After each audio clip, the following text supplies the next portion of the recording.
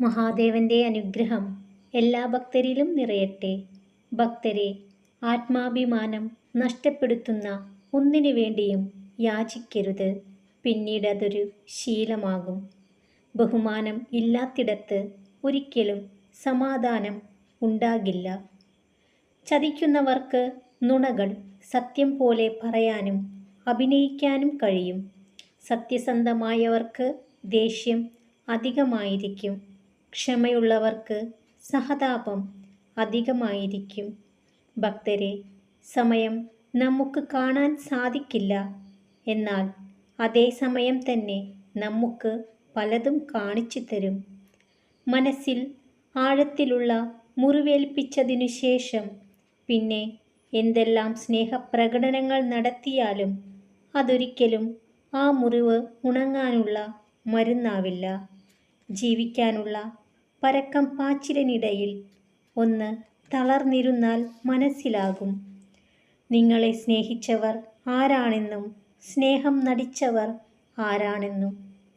നിങ്ങളുടെ ജീവിതത്തിലേക്ക് കടന്നുവരുന്ന ഓരോ വ്യക്തിയും നിങ്ങൾക്കുള്ള പാഠങ്ങളാണ്. ഒന്നുകിൽ എങ്ങനെയാകണം എന്നും അല്ലെങ്കിൽ എങ്ങനെ ആകരുതെന്നുമുള്ള പാഠം. അസൂയയും സ്വാർത്ഥതയും ഉള്ള മനുഷ്യരോട് നിങ്ങളുടെ സന്തോഷവും സങ്കടവും പങ്കുവയ്ക്കരുത്. കാരണം അവർ നിങ്ങളുടെ സങ്കടങ്ങളിൽ ആനന്ദിക്കുകയും നിങ്ങളുടെ സന്തോഷങ്ങളിൽ അസൂയപ്പെടുകയും ചെയ്യും. ഇത് രണ്ടും നിങ്ങളുടെ ജീവിതത്തെ നെഗറ്റീവായി ബാധിക്കും. നിങ്ങൾക്കറിയാത്ത ഭാഷയിലുള്ള പുസ്തകം പോലെയാണ് ഓരോ മനുഷ്യരും. ആദ്യം ഭാഷ പഠിക്കണം, എന്നിട്ടേ പുസ്തകം വായിക്കാൻ കഴിയൂ.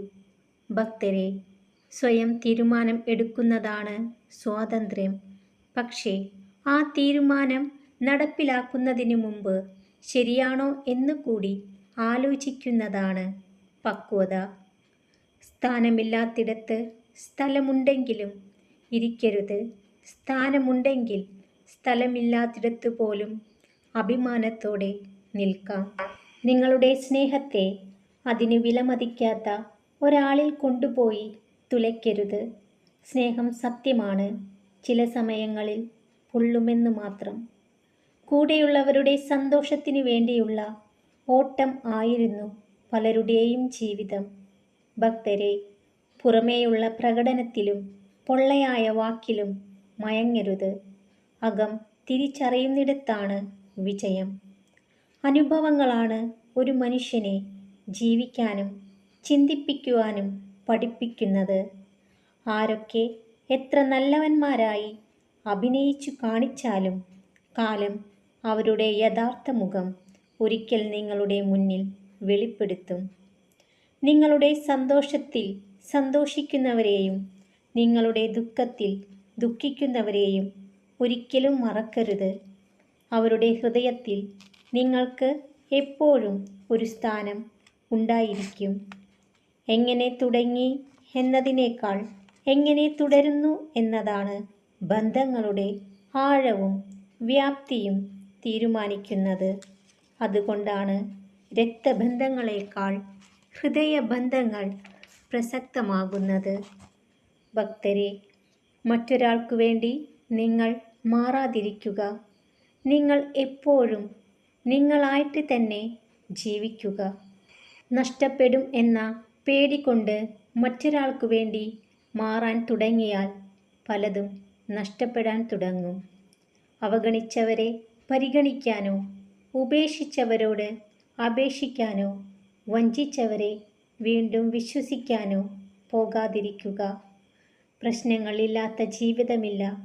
ഓരോ പ്രശ്നങ്ങളും നിങ്ങൾ സ്വയം പരിഹരിക്കുമ്പോൾ നിങ്ങൾ ഒരു ശക്തനായ വ്യക്തിയായി മാറുന്നു. പ്രശ്നങ്ങൾ ഉണ്ടെങ്കിൽ അതിനുള്ള പരിഹാരങ്ങളും ഉണ്ടെന്ന് അറിയുക.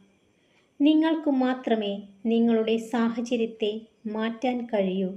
അതുകൊണ്ട് ഒന്നിനെയും ആരെയും കുറ്റപ്പെടുത്താതിരിക്കുക. ഭക്തരെ, അടുപ്പമുള്ളവരോട് നുണ പറയാതിരിക്കുക. പലപ്പോഴും സത്യം അറിഞ്ഞിട്ടും നിങ്ങൾ എന്താണ് പറയുന്നത് എന്ന് അറിയാൻ വേണ്ടി മാത്രം ചോദിക്കുന്നവരായിരിക്കും ഭൂരിഭാഗം പേരും. ഒരു കാർമേഘവും ഒരുപാട് കാലം നിലനിന്നിട്ടില്ല. ഒന്നുകിൽ പെയ്തൊഴിയും, അല്ലെങ്കിൽ സ്വയം ഇല്ലാതാകും. നിങ്ങളുടെ പ്രശ്നങ്ങളുടെ കാലാവധിയും ഇത്രയേ ഉള്ളൂ. ഒരാൾ കഠിനമായ അവസ്ഥയിലൂടെ കടന്നു പോകുമ്പോൾ നിങ്ങൾ അയാളുടെ ഒപ്പം നിൽക്കുക. ഒന്നും പറയരുത്, ഒന്നും ഉപദേശിക്കരുത്. നിങ്ങളുടെ സാന്നിധ്യമാണ് പ്രധാനം. ഭക്തരെ, ഇന്ന് നിങ്ങളുടെ മനസ്സ് നോവിച്ചവരെക്കുറിച്ചോർത്ത് വിഷമിക്കരുത്. നാളെ അവർ തീർച്ചയായും അവരുടെ കർമ്മത്തെ അഭിമുഖീകരിക്കുക തന്നെ വേണം.